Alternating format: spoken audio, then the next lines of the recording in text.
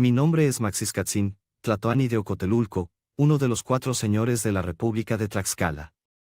Debo hacer mención también, al pueblo otomí situado en nuestra frontera. Belicoso pueblo, muy hábil en el uso de los arcos, a quien ofrecemos asilo y asentamiento permanente, a cambio de proteger nuestras fronteras. En 1455, la integración de la Triple Alianza entre Tenochtitlán, Texcoco y Tlacopan, da origen a las llamadas Guerras Floridas, con el propósito religioso de obtener prisioneros y sacrificarlos a sus dioses.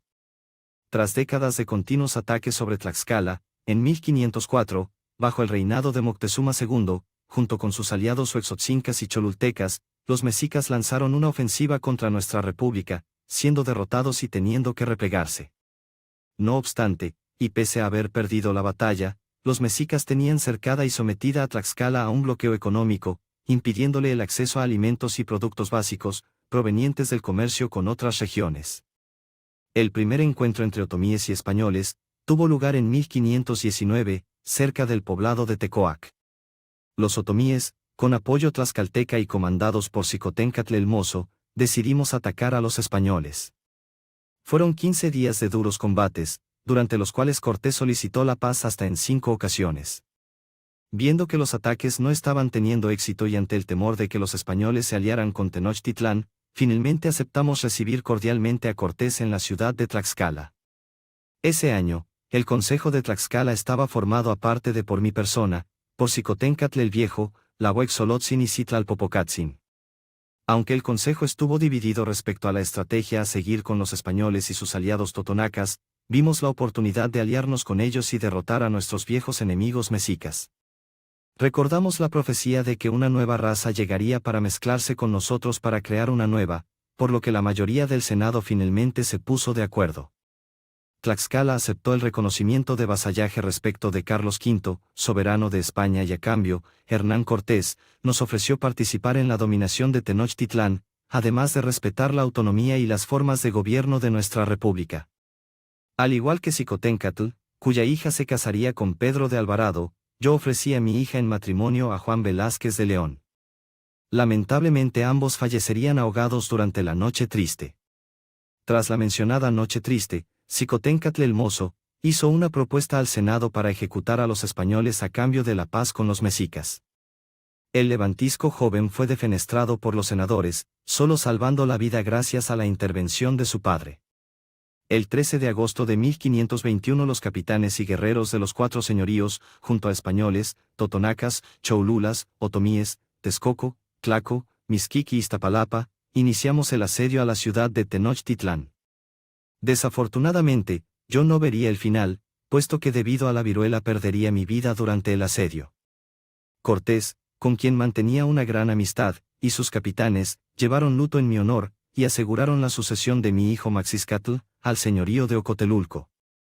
Mientras nuestras fuerzas tlaxcaltecas estaban en el asedio de Tenochtitlán, Xicoténcatl el Mozo abandonó a los españoles para dar un golpe de estado. Como ya había sido previamente censurado entre los caciques de Tlaxcala, debido a su partidismo hacia los mexicas, Xicoténcatl fue declarado proscrito y Cortés lo mandó hacer apresar y ahorcar. Su propio padre, Xicoténcatl el Viejo, desconfiaba de su hijo y aconsejó a Cortés ejecutarlo a la primera seña de traición. La noticia de la caída de Tenochtitlán fue transmitida por corredores al día siguiente. El acontecimiento provocó una asamblea en la que los tlaxcaltecas acordaron nombrar a la Virgen María, patrona de la nación tlaxcalteca.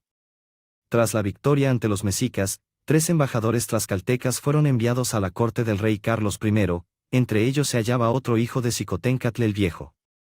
Por nuestra buena relación con los españoles, los tlaxcaltecas disfrutamos de privilegios y participamos ampliamente en el establecimiento de varias comunidades en el noreste y sur de la Nueva España, las Islas Filipinas y el Perú.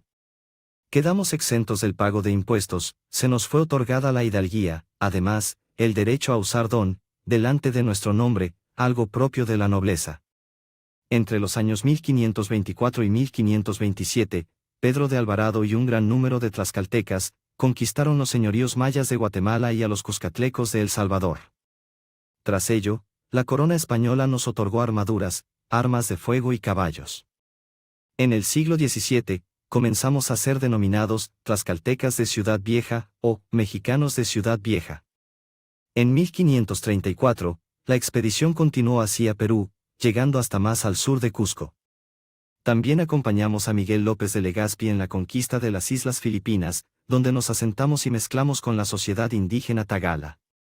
Participamos en las exploraciones del Pacífico y peleamos junto a soldados de los tercios españoles, contra piratas chinos, coreanos y samuráis sin dueño, conocidos como Ronin, en la batalla de Cagayán, que resultaría a nuestro favor.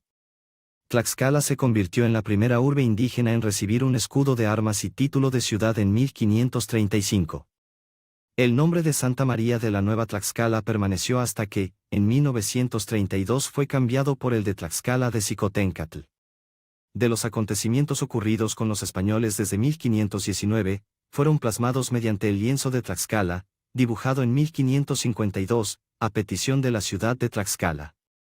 En 1591, el Cabildo de Tlaxcala realiza el traslado de 400 familias tlaxcaltecas a la Gran Chichimeca, fundando varias poblaciones en lo que actualmente es Jalisco, San Luis Potosí, Zacatecas y Coahuila.